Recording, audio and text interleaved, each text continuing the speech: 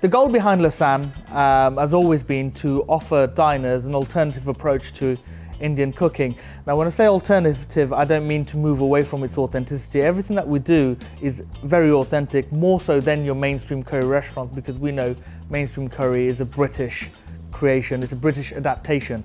I mean, it's been a fantastic journey for us. We opened in April 2002, all very small team at that time, all young, eager, slightly naive to it, and but we knew what we wanted to achieve, and we've seen through time how we've become more and more bold with what we're doing. Our understanding of what we're actually trying to achieve and how we're achieving it has just become so much more cleaner and precise, and the techniques as well. Where as time's gone by, we've been able to adopt new techniques and bring it in, and we've been able to experiment. It's not always worked out, but we know what has, and we're able to refine it. Lasan as a business, as a core team, we've got 30 of us, but peak periods that does go up. So we've got our core team, and then we've got our part-timers and all the support teams as well, and anywhere up to like 50 people we've employed. So, and the great thing about the business is we've been in a fortunate position where we've never ever, to this day, ever had to let anyone go because we can't afford to keep them. So one of the great things about Lasan is about giving. Not only is it a fantastic restaurant where we're able to indulge our passion for Indian food and great produce, but it's also a business where everyone who's involved, we're able to offer them that security as well.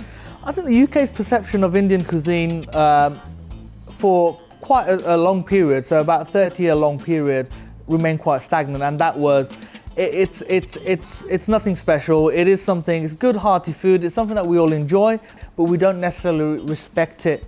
We enjoy it, we admire it because it gives us this feeling of satisfaction after eating it, but we don't respect it as good cooking. And what's happened, I think, over the last decade or so, where people have educated themselves a bit more about food, and people are starting to look for authenticity, people are starting to understand what they're actually eating. The diners are eking out the places which are educating and giving them that education and allowing them to understand what real Indian food's all about. It's not about thick, stodgy sauces with poor quality ingredients just boiled up together and put in front of you with some coriander garnished over it. It is serious cooking, and it is serious, labor-intensive, skilled cooking that's involved in it. For me, cooking was quite natural. As a business, restaurants have been in our family for many generations, going back into the 50s.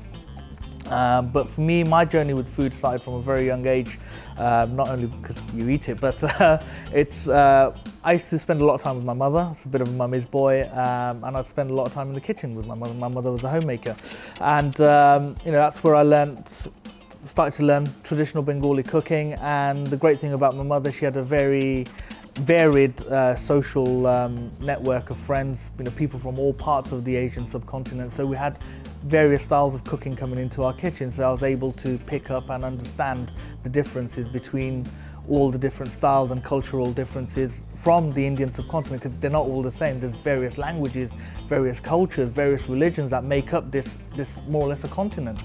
And I had that understanding from a very young age, so it's something that I've always wanted to incorporate or bring to the menu.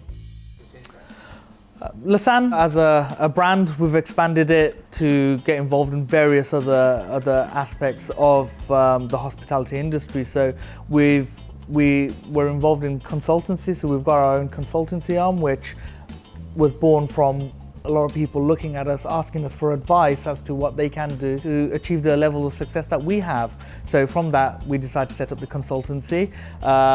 We've got other restaurants. We've got a lovely South Indian style cafe that we launched a few years back, and it's just been relaunched, which is just on the outskirts of the city. And then last year we launched an Argentine restaurant as well, and that once again just came from our love of good quality produce. We've got access to some fantastic produce here, some great beef, and having spent some time there, having friends in the business in the Argentine sector. As much as we'd love to have a chain of Lasans throughout the country, we have to respect it for what it is.